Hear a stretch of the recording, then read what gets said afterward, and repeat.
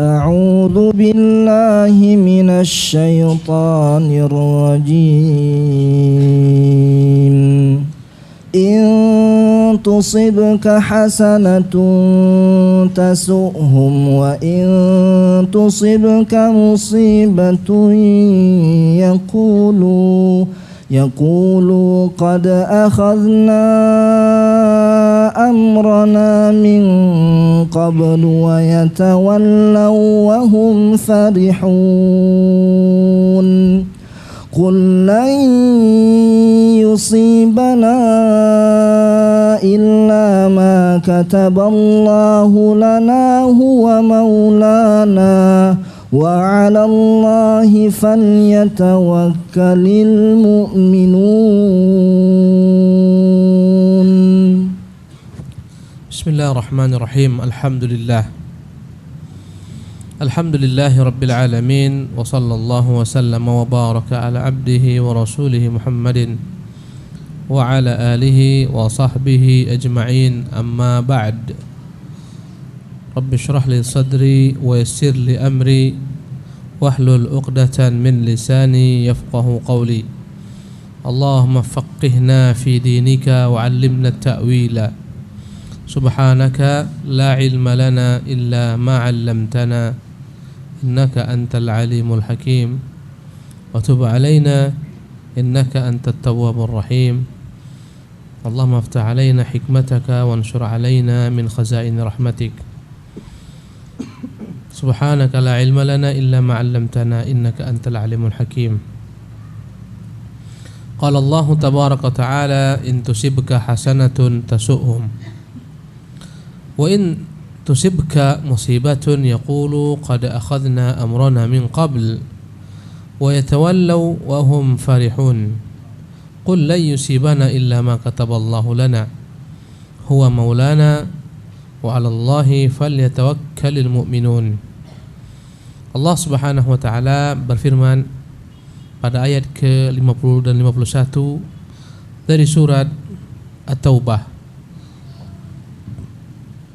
menceritakan kembali kepada kita bagaimana hakikat orang-orang munafik agar kita mengetahuinya, mengenalnya, menghindar daripada sifat-sifat buruk itu, agar kita mewaspadai orang-orang munafik yang ada di sekitar kita. Inilah sifat-sifat mereka. Allah berfirman, in tusibka hasanatun, jika datang menimpamu kebaikan, jika datang kepadamu kebaikan berupa kemenangan, keberuntungan, harta rampasan perang, pembagian daripada harta fai dan lain-lainnya, kemenangan demi kemenangan yang kalian peroleh, tasuhum, mereka merasa kecewa, mereka merasa sakit hati. Dan ini menunjukkan orang-orang munafik itu senantiasa menyimpan kedengkian, sifat hasad. Mereka tak senang sekiranya orang-orang mukmin mendapatkan daripada Allah karunia. Dan sifat munafik ini adalah sifat orang-orang Yahudi pula, dan sifat ahlu kitab orang Nasara. Dan inilah sifat iblis. Dan ini juga sifat asyrafu Quraisyin, pembesar Quraisy yang tak mau memeluk Islam. Dan ini pula lah sifat orang-orang munafik. Bagaimana sifat mereka? Senang melihat kaum muslimin susah, susah melihat kaum muslimin senang. Tiap kala kesenangan datang kepada kaum muslim, mereka susah, mereka bersedih, mereka kecewa. Tiap kala kekalahan menimpa kaum mukminin, direnggut nyawa-nyawa sebagian daripada kaum mukminin, musuh-musuh mereka menang, maka orang-orang munafik ini merasa senang. Allah berfirman, in tusibka hasanatun tasu'hum wa in tusibka musibatun, apabila kalian tertimpa musibah, yaqulu, mereka akan mengatakan qad akhadna amrona, kami telah wanti-wanti jauh-jauh hari, Kami telah waspadai hal ini, petaka ini, bencana ini. Karena itulah kami tak ikut dengan kalian, karena kami tahu kalau ikut dengan kalian kami akan ditimpa bencana, kematian, tertawan, terluka. Karena itulah kami tak ikut dengan kalian. Qad akhadna amrana min qablu, kami telah waspadai hal ini terjadi sebelumnya, jauh-jauh hari. Wa yatawallaw, mereka berpaling meninggalkan kaum muslimin dalam musibah mereka, dalam bencana mereka. Wahum farihun, dalam keadaan mereka bersenang, gembira hatinya. Mereka bersukacita dengan kekalahan yang menimpa kaum muslimin. Mereka bergembira dengan penderitaan kaum muslimin, dengan ketakutan yang menimpa kaum muslimin, dan seterusnya. Inilah ciri-ciri orang munafik yang terkadang ada dalam hati sebagian daripada kaum muslimin, pada diri-diri kita. Susah melihat orang berhasil, susah melihat orang eksis. Ketika dia berhasil dalam dunianya maupun agamanya, dia bersedih, ya. Dan penyakit hasad ini penyakit yang begitu jeleknya, penyakit yang begitu kejinya. Karena orang yang hasad ini hakikatnya dia sedang berhadapan dengan Allah. Hakikatnya dia sedang menghujat ketentuan takdir Allah Subhanahu wa taala. Ya, seolah-olah dia mengatakan, wahai Tuhan, enggak layak kenikmatan itu kau berikan kepadanya. Kenapa mereka? Kenapa bukan saya? Saya lebih layak menerima apa yang layak kau berikan kepada saya, bukan mereka. Inilah jeleknya hasad, ya, menghujat takdir Allah. Seolah-olah dia lebih tahu daripada Allah siapa yang berhak mendapatkan keberuntungan. Karena itulah Allah mengatakan tentang orang-orang ini, ahum yaqsimuna rahmat rabbika nahnu qasamna bainahum ma'isyatahum fil hayatid dunya. Apakah mereka yang membagi-bagi karunia Tuhanmu? Kami yang telah membagi-bagi bagi mereka, ya, rezeki bagi mereka dalam kehidupan dunia ini. Jadi inilah kejelekan hasad. Pertama, menghujat ketentuan takdir Allah Subhanahu wa taala. Seolah-olah dia lebih pandai daripada Allah, lebih lihai, lebih berilmu, ya, menghujat kebijaksanaan Allah Subhanahu wa taala. Seolah dia mengatakan, Tuhan, Engkau tidak bijaksana. Ya dan billah. Yang kedua, jeleknya sifat hasad ini, bahwasanya hasad ini tidak akan pernah merubah ketentuan takdir Allah Subhanahu wa taala. Ya. Karena segala sesuatu di alam raya ini semuanya dengan ketentuan takdir Allah. Dia yang menetapkan, dia yang menggariskan. Kalaupun engkau ingin dia binasa, engkau ingin usahanya hancur, engkau ingin supaya dia gulung tikar, engkau ingin supaya dia dikeroyok oleh musuh-musuhnya, kau ingin kejelekan kepadanya, jika Allah tak tentukan demikian, tak akan mungkin dapat terjadi. Maka sia-sia semua mimpi-mimpimu. Ya, ini jeleknya hasad, tak bisa merubah ketentuan takdir Allah. Berapa banyak kita melihat orang-orang yang punya sikap hasad ini kembali kejelekan kepada diri mereka. Sebagaimana kata pepatah, man hafara hufratan waqa'a fiha. Yang buat lubang, yang gali lubang, dia terjebak ke dalamnya. Subhanallah. Ya. Yang memiliki sifat hasad ini senantiasa, ya, memendam kebencian, stres, senantiasa dirundung gelisah, tak menentu, senantiasa galau. Semalaman dia tak tidur membayangkan, kenapa si fulan berhasil ini, ya? Apa sebabnya? Seharusnya saya yang berhasil. Bagaimana caranya supaya dia gagal? Bagaimana supaya saya berhasil mengalahkannya? Ya, semalaman dia sibuk memikirkan si fulan, ya, sehingga tak tidur semalaman. Kalaulah boleh, ya, diberikan kepadanya, ya, kemampuan, dia akan pindahkan apa yang dimiliki orang tersebut pada dirinya. Ya, dia akan binasakan orang tersebut. Ya, sementara orang yang dihasad, orang yang menjadi objek hasadnya ini tidur dengan tentram, tidur dengan tenang. Bahkan kadang-kadang mereka tak tahu sedang dihasadi. Mereka sedang ada orang-orang yang hasad kepada mereka, mereka tak tahu, tak sadar. Ya, subhanallah, inilah bencana hasad. Dan ini pada orang-orang munafik ada. Dan kadang-kadang ada dalam diri kita. Maka berlindunglah kita kepada Allah daripada sifat hasad ini. Bagaimana cara menghilangkannya? Meyakini bahwasanya Allah Maha Adil, meyakini Allah Maha Bijak, tak ada yang salah alamat, tak ada yang salah letak, tak ada yang salah beri rezeki. Yang pertama, ya, meyakini Allah Maha Adil, Allah Maha Bijak, tak pernah Allah salah dalam menempatkan karunia-Nya. Ya, ini yang harus kita tanamkan dalam diri kita. Bahwasanya Allah Maha Adil, Allah Maha Bijak, tak akan pernah ada yang salah letak. Semuanya sesuai dengan ketentuan Allah Subhanahu wa taala. Yang kedua, menghilangkan sifat hasad ini. Tiap kali Anda muncul dalam diri ini sifat hasad, jangan sampai ya dikeluarkan dalam bentuk ucapan ataupun dalam bentuk perbuatan. Tapi berusahalah diredam gejolak hasad tersebut. Ketika keluar dalam bentuk statement, oh iyalah si fulan ini begini karena ini dia. Ya, mulailah dia memfitnah, mulailah dia menggunjing, mulailah menjatuhkan.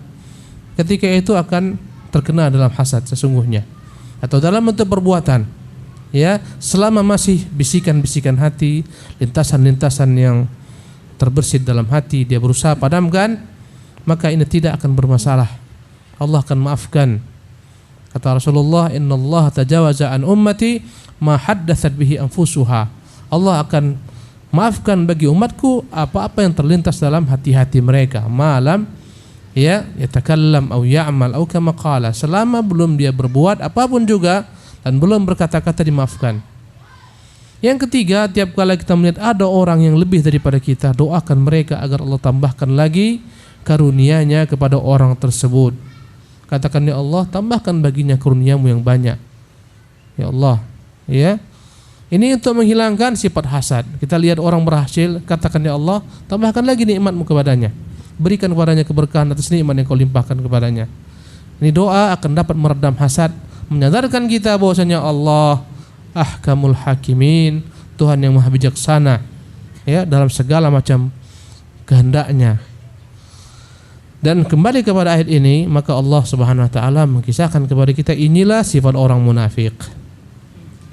In tusibka hasanatun tasuhum, kalau engkau ditimpa berbagai macam, kalau datang secara beruntun kepadamu kenikmatan, maka mereka merasa kecewa, sakit hati, sempit dada. Wa in tusibka musibatun, sebaliknya kalau datang musibah menimpamu, ya yaqulu, maka mereka berlepas diri, mereka tertawa, mereka bergembira, dan mereka berkata, qad akhadna amrana min qablu, sungguh kami telah waspadai hal ini akan terjadi, karena itulah kami tak mau ikut kalian. Wa yatawallau, dan mereka berpaling meninggalkan kaum muslimin dalam petakannya, dalam musibahnya. Ini ciri-ciri orang munafik, tidak hidup bersama penderitaan kaum muslimin, tak peduli dengan penderitaan kaum muslimin. Dia akan tinggalkan, wa yatawallau, mereka akan tinggalkan. Maka orang-orang yang dalam hatinya ada keimanan, dia akan merasa merintih dengan rintihan kaum mukminin. Dia merasa bersedih dengan kesedihan kaum mukminin. Dia akan bergembira dengan kegembiraan kaum mukminin. Orang munafik tidak. Dia akan merintih dengan kegembiraan kaum mukminin. Dia akan bersedih dengan kejayaan kaum mukminin. Sebaliknya dia akan senang, tentram, nyaman dengan kekalahan kaum muslimin. Subhanallah. Wahum farihun, mereka berpaling, mereka tinggalkan kaum mukminin dalam petaka dan bencana yang menimpa mereka, sementara mereka bersenang. Mereka suka cita atas penderitaan yang menimpa orang-orang mukmin. Ciri-ciri munafik. Pada ayat yang ke-51 Allah Subhanahu wa taala ajarkan kepada kaum mukminin menyikapi sifat-sifat orang munafik ini. Qul, katakanlah wahai Muhammad kepada mereka, lan yusibana illa ma kataballahu lana, tak akan menimpa kami petaka apapun juga kecuali apa yang telah Allah gariskan atas kami.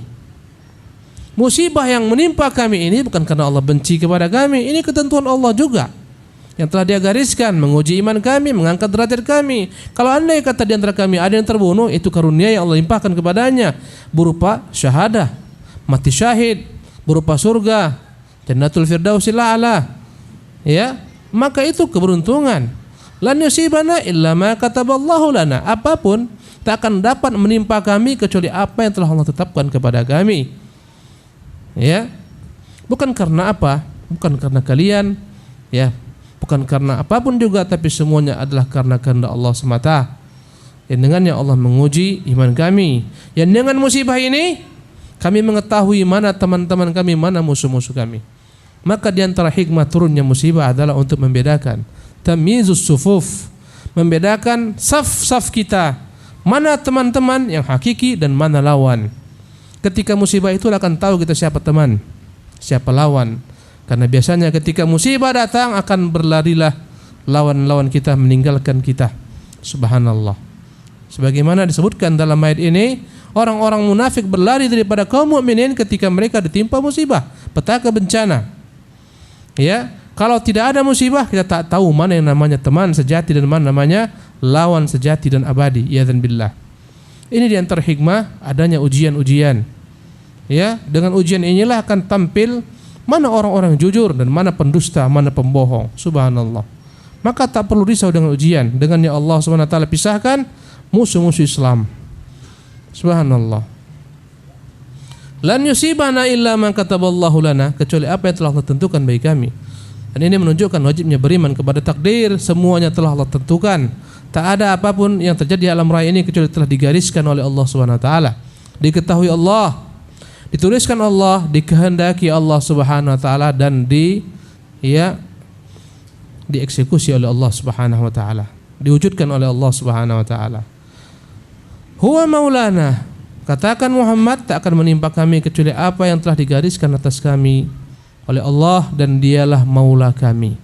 Dialah penolong kami, dialah penjaga kami, dialah pemelihara kami, dialah pembantu yang membantu kami dalam urusan-urusan kami. Wa 'alallahi falyatawakkalul mu'minun. Maka hendaklah kepada Allah saja bertawakal orang-orang mukmin. Tak perlu meminta bantuan orang-orang munafik. Tak perlu mengharapkan kehadiran mereka. Tak perlu mengajak mereka, karena mereka hanyalah penyakit saja. Kata Allah, ya, walau kharaju fikum ma zadukum illa khabala. Kalaulah mereka keluar ikut menyertai kalian, mereka hanyalah menambah kekacauan belaka. Wala awda'u khilalakum yabghunakumul fitnah. Pasti mereka akan mencari-cari celah, mencari-cari jalan untuk memprovokasi dan menyebarkan fitnah antara sesama kalian. Tak ada gunanya mereka. Bergantunglah semata wahai orang-orang mukmin kepada Allah. Jangan bergantung kepada orang munafik. Jangan harapkan bantuan mereka, tinggalkan mereka.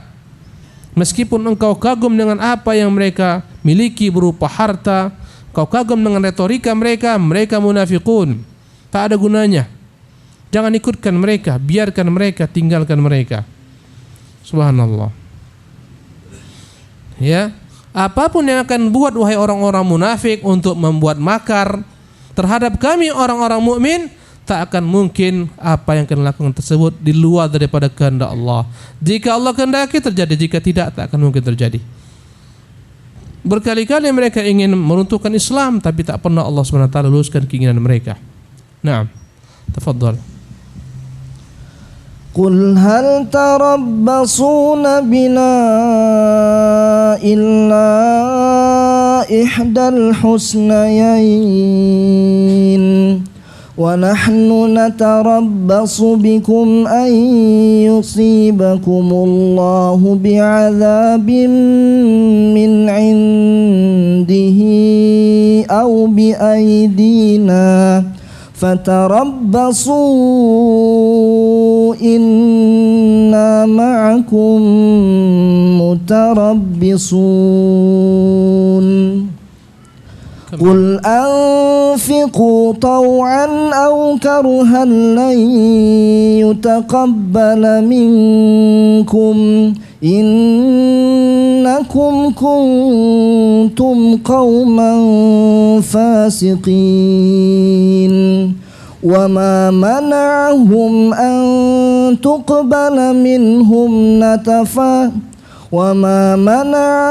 أن تقبل منهم نفقاتهم إلا أنهم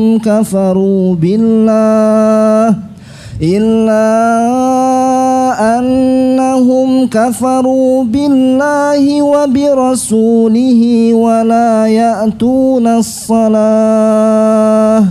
ولا يأتون الصلاة إلا وهم كسالى ولا ينفقون إلا وهم كارهون. Qala Allah Ta'ala, Allah berfirman menceritakan kepada kita bagaimana sepak terjang orang munafik dalam ayat yang ke-52 hingga 54 dari surat At-Taubah. Qul hal tarabbasuna bina, katakan Muhammad, apa yang kalian tunggu dari kami wahai orang-orang munafik? Illa ihdal husnayain, kecuali satu daripada dua kebaikan. Tak ada yang tak baik, semuanya baik. Ya, kalau kami berperang di jalan Allah Subhanahu wa taala, kami akan pulang membawa satu daripada dua kebaikan, tidak ada yang tak baik. Yang pertama, kami pulang membawa kemenangan, kejayaan, harta rampasan perang, kalimat Allah yang tinggi, dan itu kebaikan.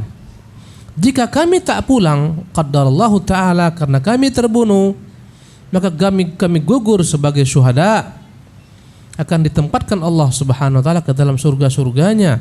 Kami akan memperoleh kenikmatan yang tiada tara dalam alam barzakh. Bahkan arwah kami ada dalam paruh burung-burung yang terbang ke sana kemari di surga Allah Subhanahu wa taala. Tak ada yang buruk, semuanya kebaikan. Terbunuh sebagai syahid, ganjarannya surga Firdausil A'la. Kami tak terbunuh, kami pulang membawa kemenangan, meninggikan kalimat Allah, menghinakan musuh-musuh Islam, membawa harta rampasan perang, maka semuanya kebaikan saja. Apa yang kalian nanti daripada kami orang munafik, kecuali satu daripada dua kebaikan? Tak ada yang kami merugi. Subhanallah. Pergi berjihad, pulang membawa harta rampasan perang, kalimat Allah yang tinggi, itu kemenangan, kejayaan Islam, keberuntungan dunia dan akhirat. Kalau anda kata tak pulang, kembali ke kota Madinah, kami terbunuh, kami wafat, maka semuanya adalah kemuliaan yang Allah giring kepada kami. Subhanallah. Ya. Qul hal tarabbasuna bina, katakan Muhammad, apa yang kalian tunggu dari kami? Illa ihdal husnayain, kecuali satu daripada dua kebaikan. Wa nahnu, adapun kami, natarabbasu bikum, selalu dan senantiasa menunggu apa yang terjadi dengan kalian. An yusibakumullahu bi'adzabin min indihi, kami senantiasa menunggu Allah tumpahkan atas kalian azabnya, azab daripadanya, ya, berupa kematian, ya, karena orang-orang munafik juga mati, berupa penyakit, bala bencana, mara bahaya, aw bi aidina, atau azab Allah tersebut akan ditumpahkan sekalian dengan tangan-tangan kami, ya, dengan memerangi kalian, dengan menawan kalian, tatkala kalian menampakkan kepada kami kekufuran kalian, ya.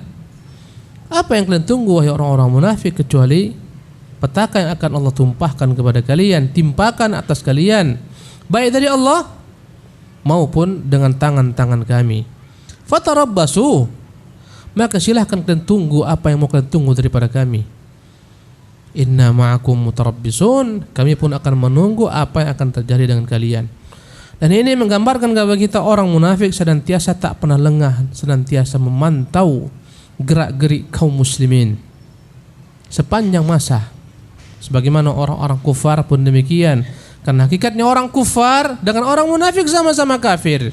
Apa bedanya? Orang kufar, orang kafir terang-terangan.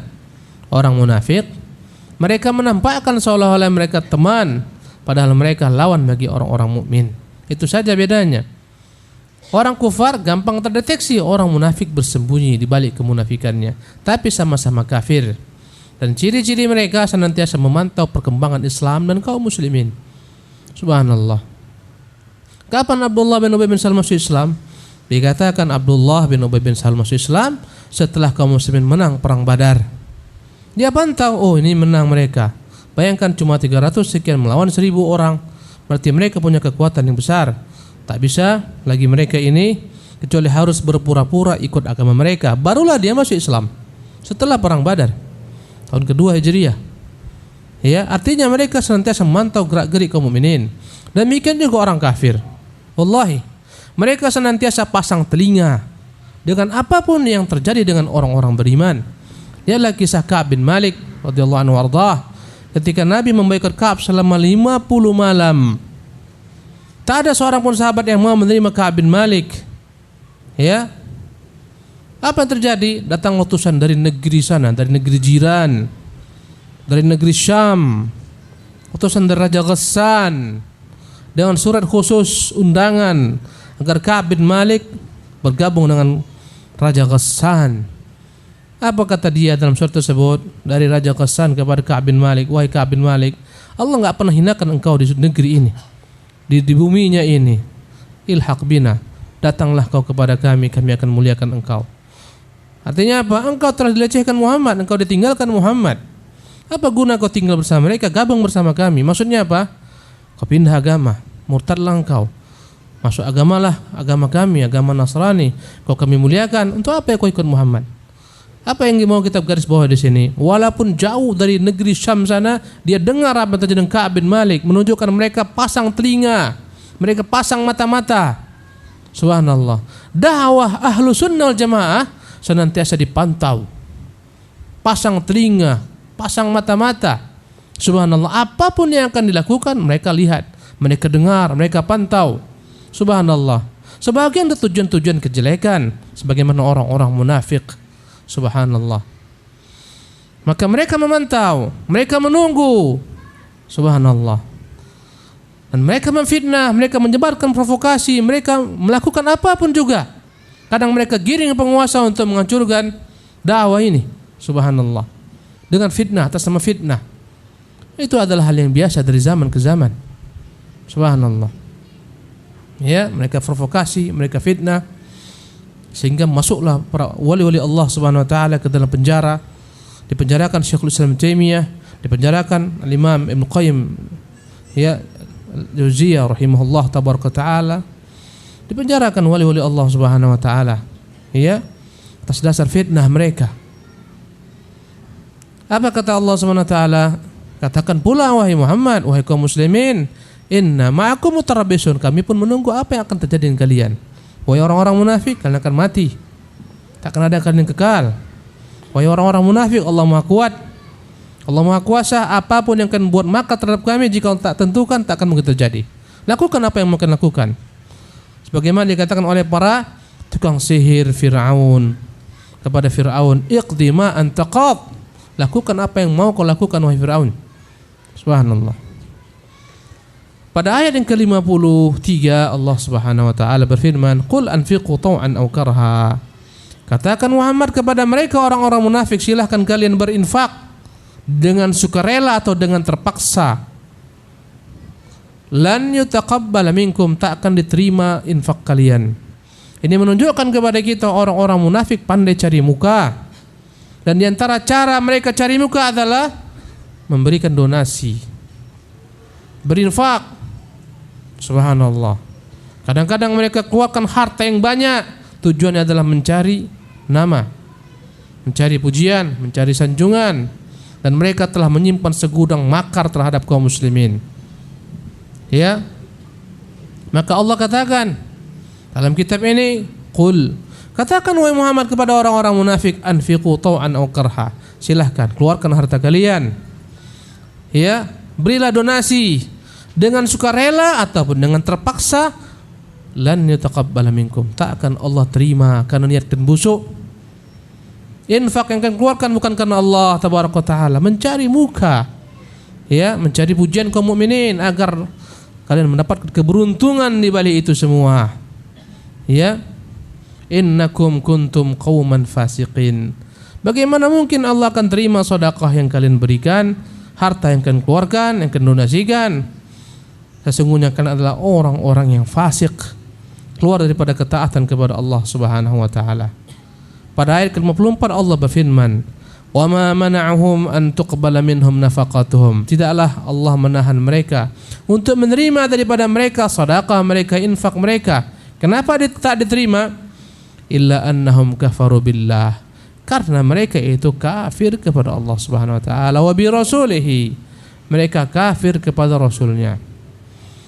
Dan ini menunjukkan apapun yang diperbuat oleh orang-orang munafik dan orang-orang kafir berupa kebaikan, lan yutaqabbala minhum, Allah tak akan terima daripada mereka. Subhanallah. Orang kafir berikan apapun juga, orang munafik berikan apapun juga, tidak diterima Allah Subhanahu wa taala. Karena Allah mengatakan innama yataqabbalullahu minal muttaqin.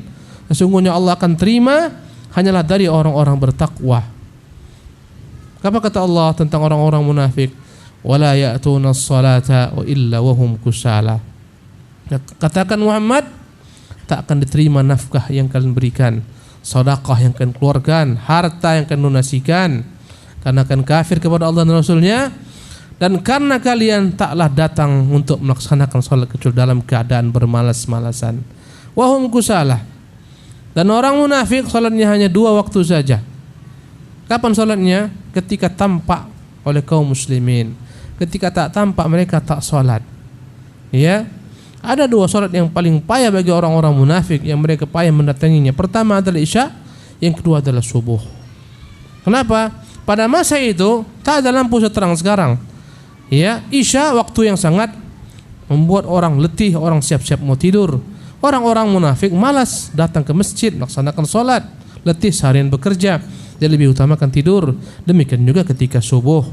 Subhanallah, apalagi keadaan yang gelap. Karena itulah Rasulullah mengatakan tentang orang-orang munafik ini yang enggan mendatangi salat subuh, enggan mendatangi salat Isya, enggan mendatangi salat asar karena sedang bekerja di dunianya, sedang sibuk. Ya, apa kata Rasulullah sallallahu alaihi wasallam? "Lau ya'lamuna ma fihima la atauhuma walau habwan."